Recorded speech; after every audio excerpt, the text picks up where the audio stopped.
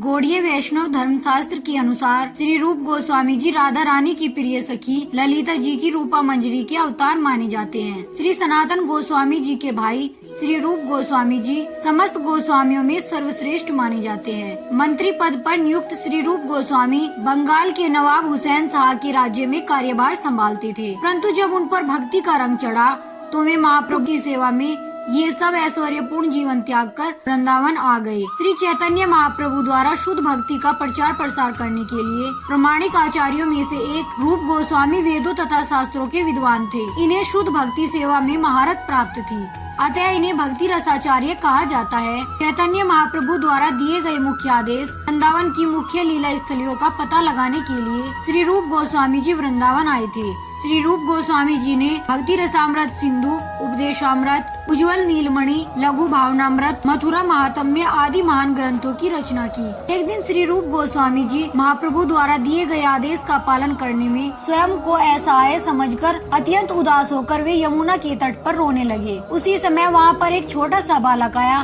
और उसने रूप गोस्वामी जी से उनके दुखी होने का कारण पूछा। तब श्री रूप गोस्वामी ने उस बालक को श्री वृंदावन धाम में श्री कृष्ण लीला स्थली की खोज करने की इच्छा बताई। तब उस बालक ने बताया कि यहाँ जो गोल टीला है वहाँ रोज एक गैया जाती है और अपने दूध का प्रवाह करती है, कभी तुम भी वहाँ जाकर उसे देखो। तब रूप गोस्वामी जी वहाँ गोल टीले पर गए और उन्होंने ब्रजवासियों की सहायता से उस स्थान पर खुदाई कराई, तो वहाँ से श्री गोविंद देव जी का विग्रह निकला। उन्हें देखकर श्री रूप गोस्वामी जी अत्यंत भाव विभोर हो गए और वहीं श्री राधे गोविंद जी का मंदिर स्थापित किया और उनकी खूब भक्ति करने लगे। बाद में मुगलों के आक्रमण के समय ब्रजवासियों ने श्री राधे गोविंद जी के विग्रह को वृंदावन से लाकर जयपुर में विराजमान करा दिया। आज ये विग्रह जयपुर में ही विराजमान है।